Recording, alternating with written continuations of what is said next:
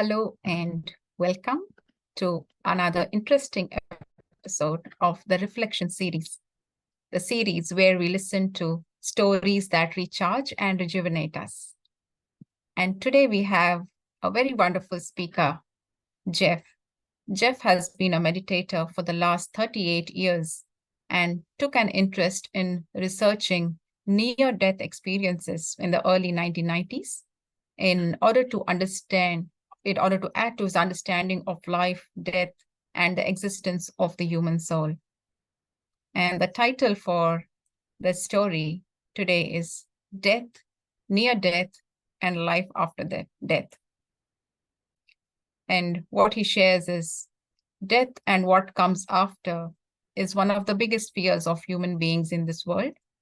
We can demystify death through the experiences of others who have died, come back, and taken a journey beyond. It's a very interesting concept, and I'm sure many of us have questions and are curious around this topic. So let's hear from Brother George what his insights are, what his learnings are based on his research and his experience over these years. So a very hearty welcome, Geoff, and looking forward to hearing your story. It's over to you. Okay, thank you, Lara. Hello, everyone.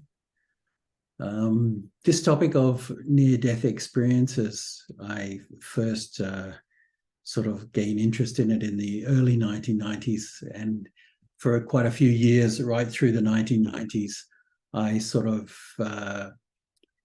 was researching near-death experiences because someone actually handed me a book, and it was a book written in 1975, and it was written by a doctor called Raymond Moody. And his book actually sold over 13 million copies, and it became a bestseller because it was the first real investigation into this phenomenon of people dying. But then, of course, because of medical advances, they were able to restart the heart or bring them back from the brink of death after a few minutes. So more and more people, of course, when this started happening, more and more people started telling of their experiences from beyond death, like outside of the awareness of just this world. So, but of course, at the beginning, scientists and doctors thought it was just like people's hallucination, you know. They were dying so that the brain was hallucinating, the brain was experiencing something or generating imagery based on their life or based on their religious sort of like beliefs, you know. So people were a little bit afraid, and this is during the 1970s actually, so it's quite a while ago.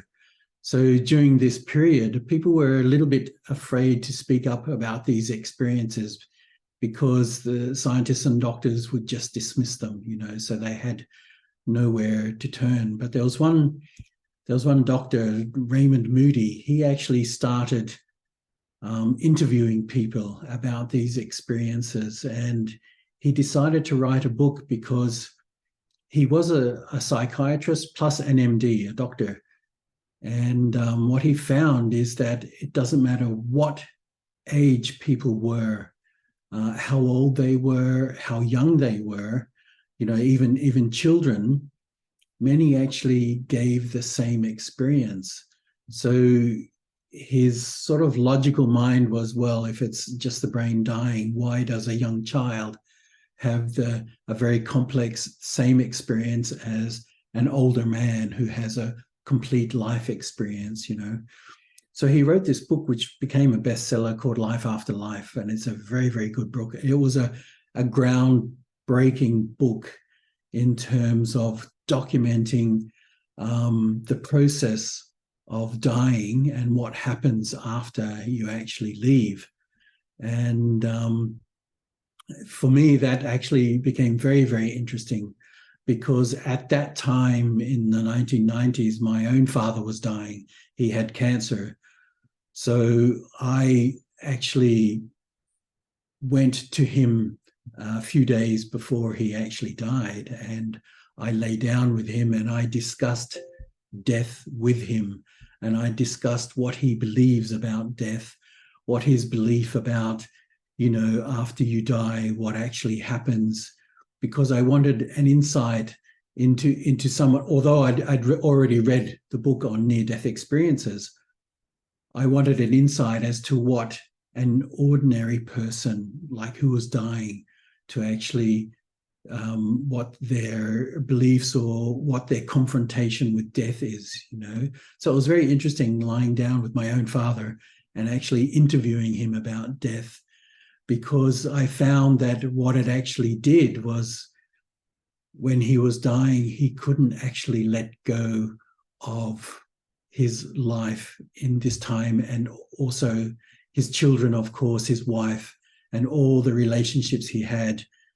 But when we sat down to discuss it, when we actually were face to face and discussing death very closely, I saw something change in him, because as he was giving his experience of death and what his beliefs were, I saw that he was actually letting go of things that were holding him back. Because by the time I actually sat down with him and talked about this, his body was just skin and bone. He was like the cancer had eaten almost everything. So he was actually holding himself back from the experience of death, simply because his own love and attachment to his relations were actually keeping him there. But once he actually let go, 2 days after I saw him, he actually left, very peacefully. So that confrontation of death, many people are actually afraid of. Back when I was studying this in the 1990s, and it's really interesting that the biggest fear at that time was not death itself, but the biggest fear was actually how someone was going to die, the way in which they were going to die. Because some people leave very suddenly. Some people, it's actually a very drawn out process, and that scares a lot of people. But the second most feared thing, of course, was death itself, because there is no real understanding of what death was, especially back in the 90s or in the 70s even, and when Dr. Raymond Moody actually wrote this book, which is a really, really interesting book. And I mean, if you can get it, it's actually, you can download it for free on the internet there's an organization called archives.org. And there you can get a lot of books free for download in various different formats. And his book, Life After Life, is there. And because it was so groundbreaking, it set up for the next 20 to 25 years ongoing research into what happens when people die, And what they actually found was really, really interesting. Now, I've been a long-time meditator, so I actually naturally look for peace in meditation, and all my meditation is on stability of the mind. And of course, even meditating, we do something called bodilessness, which is just letting go of your own body and just experiencing the peace. Because what they found with near-death experiences, and this is a really interesting fact, is that most people, and this is the interviews that Raymond Moody did and many others did afterwards, that what people actually realized is once they had let go of the body and they were actually out of the body and they could actually see their own body below them, one thing that everyone realized was how peaceful it was outside of your own body, how sort of like still everything was, that their mind was at peace. They felt at peace. They weren't scared at all. Initially, there's a little bit of a reaction because you find that you've separated from your body. So that separation, of course, we have no memory of, So that separation is a little bit, to begin with, a little bit of a shock, but then when they settle down after just a few minutes, or just even a minute, less than a minute, they realize that it's very, very, very peaceful outside of the body. And this was the number one sort of like experience that people were having. This is the first experience people were having, and everyone commented on it when they were interviewed about their experience of like dying and the process of dying before actually being brought back into their own body. Now that process, of course, brings up a lot of questions, because there's quite a few steps that actually happened when people actually died. The first and foremost step was actually separation of the body. And what people found, that the first step is actually seeing your own body below you. You're actually floating above your body, So this itself opens up a lot of questions. As a long-term meditator, this should open up a lot of questions to ordinary people, to many people actually, because the experience of being separated from your body raises so many questions about our identity, who we think we are, because if I'm seeing my own body below me, then what does that make me? What does that make that I can still have awareness outside of my body? And this intrigued so many people, which is why this book was a bestseller, because it's that process, and it's something that many wouldn't have heard of this name. Elizabeth Kubler-Ross was a very famous doctor. And even before Raymond Moody wrote his book on near-death experiences, she wrote about death.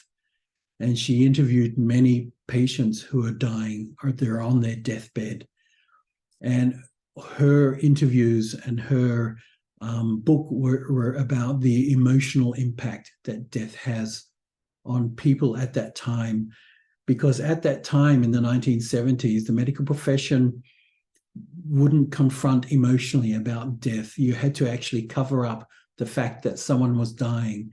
You'd actually be positive and give them hope, but you wouldn't actually confront them with the truth, But they found out that many people knew they were dying anyway, so it didn't matter. But what she said was, after reading Raymond Moody's book about near-death experiences, is that it's opening up a whole new ground about what we know about death, but what the ancients knew about death for the last 2,000 years. Because she said it's only in modern times, through her research, it's only in modern times, since the late 18 to 1900s, since the late 1900s, that is the late 19th century, the late 1800s, since the late 19th century, to get these figures mixed up, that because of the industrialization and the modern era was starting, that death and the belief of what comes after, or the experience of what comes after, was actually just totally forgotten, for more than 100 years, But before that, research suggests that everyone, before the age of modern medicine, most people died at home, in the presence of loved ones, in the presence of everyone around them, So they were comfortable in death. A lot of people, they're comfortable with the fact that they were dying, and they had an innate sort of realization that they would travel on. So when this book came out in 1975 about near-death experiences, it reignited something in people that was a long-held belief for thousands of years, that there's something beyond death, that we live beyond death, that we experience consciousness beyond death. And this book was really, really good. And so what I researched in the 1990s was a lot of different stories and a lot of different experience by people that once they have left their body, then what changed in their lives because of that separation, from their life. They were separated from their life. They were out of their body. They could see their body below them.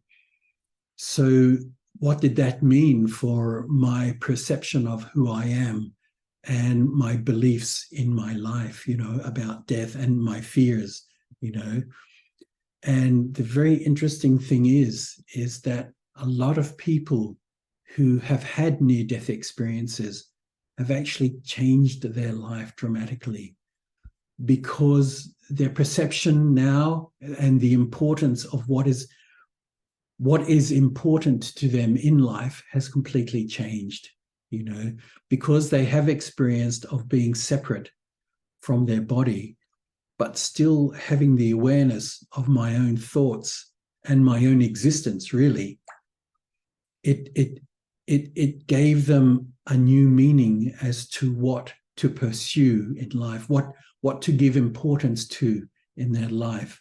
And many people say they realized that it's important to balance your life with spirituality, with some spiritual belief, with the knowing fact, and they knew this, that we are, when we die, we do separate from our body, but we still do exist. And this is like what for thousands of years people called the eternal soul or the eternal spirit, So this actual really practical application of actually separation and realizing that you're actually something other than just what we think we are when we look in the mirror is really quite meaningful for a lot of people and change their lives, actually. So it's a very, very interesting book. If anyone can get a hold of it and read it, it's very, very interesting. But the phenomenon of near-death experiences is really also very interesting, and what people see after death. But that first initial experience of separating from your body and realizing that death is actually not traumatic, that it's actually very peaceful, and that when you're outside of your own body, when I can see my body below me, that actually I'm already in a state of peace, because the peacelessness that I have is actually associated with my life and all the worries that come with our lives, work, family, money, all these things, all that create peacelessness and stress actually has to do with our life.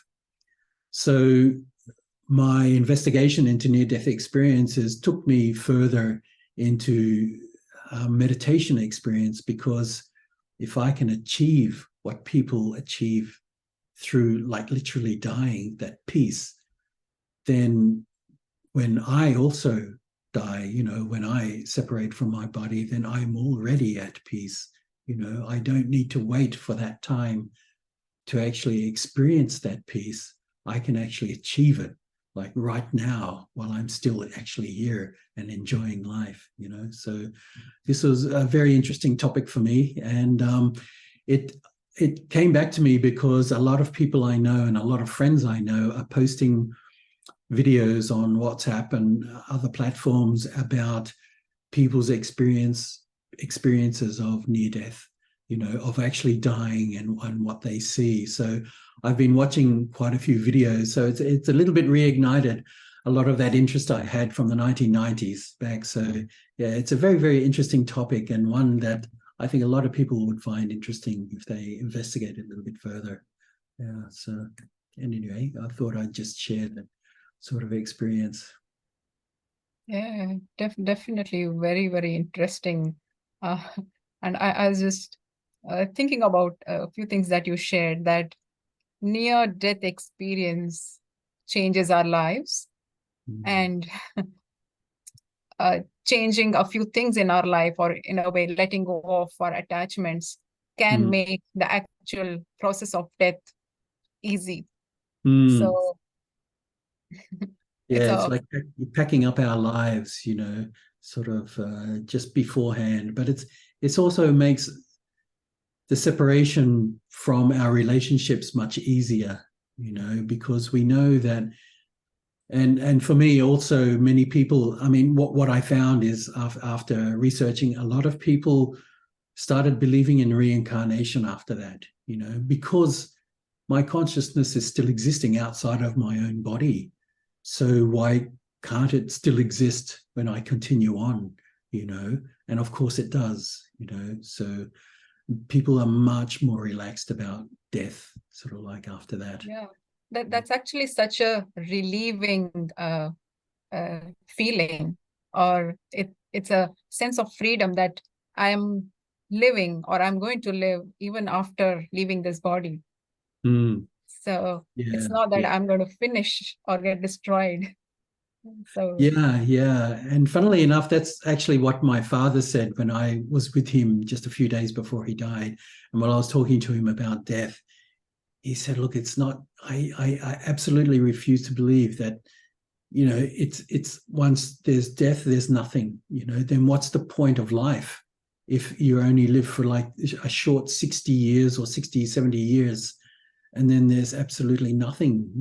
All the lessons that you've learned, everything that you've learned, what is the purpose of that, But now, we know that everything that we learn, everything that we do in this life, we take with us, and we take it with us when we move on. So, yeah, very, very interesting. Yeah, it's like just a temporary costume, and then we move on. Yeah, we move on. Yeah.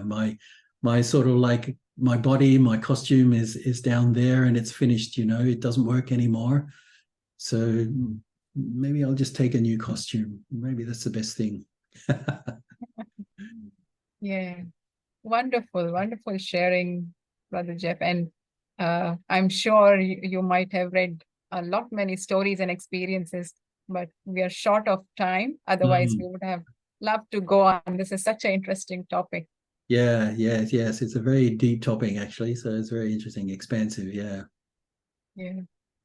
And like I would definitely recommend the viewers, if you have any comments or questions, please do put it in our chat box, and we can, see how we can provide answers to that, or we'll reach out to you. So thank you very much, brother. Oh, thanks for having me. And for our viewers, let's have a beautiful meditation experience, and try to feel that bodilessness and a peaceful state of mind. Yeah, that would be nice.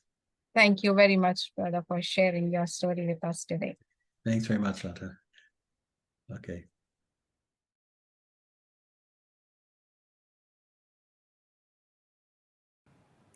Sit relaxed, let the mind be still, and let yourself step into your inner silence.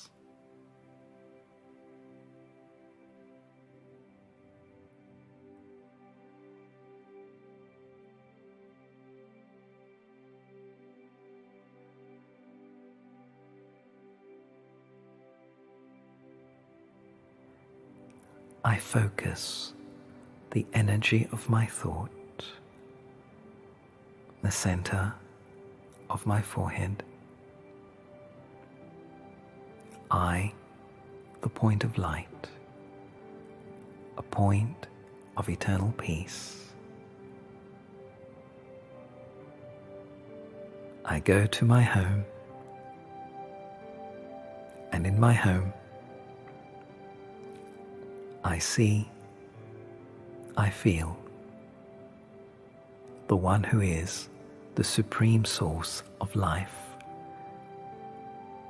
the one who is eternally benevolent to all things.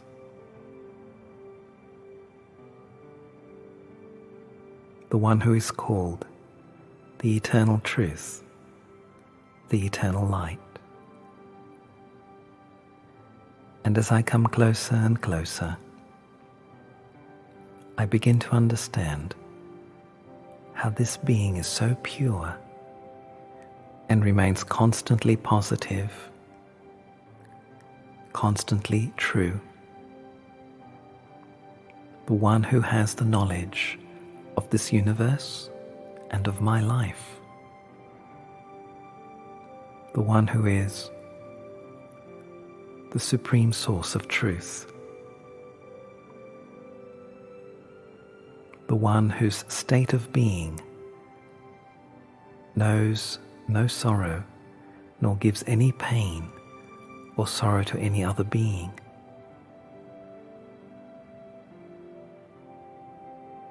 Being truth, the Supreme Being is in a constant state of freedom.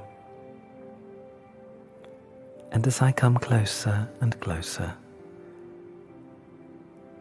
I realize I too must become true. I'm inspired to become totally free, free of all selfish desire. Because in this state of freedom, I recall, I remember my original purity. To be pure is to be real. To be pure is to be natural. The pure is never violent, can never give pain or suffering. The pure maintains the law of life, and the law of life is love. The Supreme Being is the source of love, unconditional love. In essence, my original quality is also of selfless love, but I had forgotten it. But as I come closer to the source, I begin to remember and I begin to experience that pure love once again. This is the love that accepts me. And in this acceptance, I am nurtured, I am healed, my heart opens, my heart begins to trust and to believe in life. Love, the Supreme Source, is love. A love that forgives, a love that gives, a love that allows me to be myself, allows me to be what I truly am. A love that does not interfere or possess. A love that gives space and growth. And as I sit here in silence with you, the Supreme Benevolent Energy, I absorb your rays of love deep into myself. And as I absorb, I am given the courage to change. I am given the faith to believe in myself once again. Your rays of spiritual love make me feel confident that transformation and growth will be achieved. Your love gives me peace. I am at peace with myself. I am in harmony with myself, and I am learning through your love to be in harmony with others. There is no conflict. There is no pain. I'm free. Love gives me the contentment of knowing my true self, but also knowing you, the benevolent one.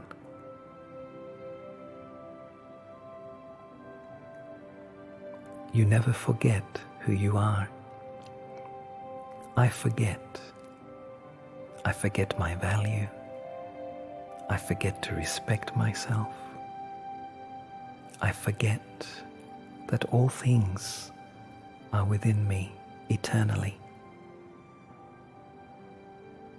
Your love helps me to remember.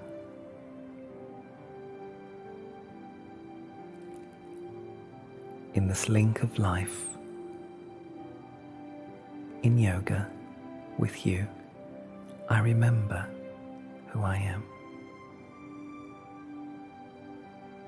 Let me remain in this remembrance of your purity and my original purity, your peace and my original peace, your love and my original love. You gently guide me back to myself. I have awoken. My consciousness is filled with positivity. My attitude is renewed with love and with understanding.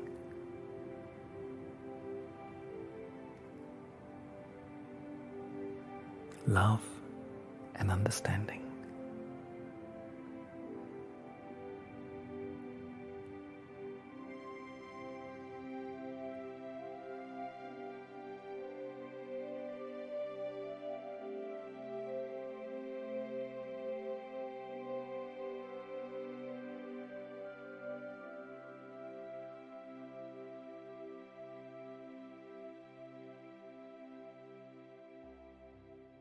I would once again like to thank our viewers and also inform of our website, which is www.brahmakumaris.org.au. It is flashing on your screen right now.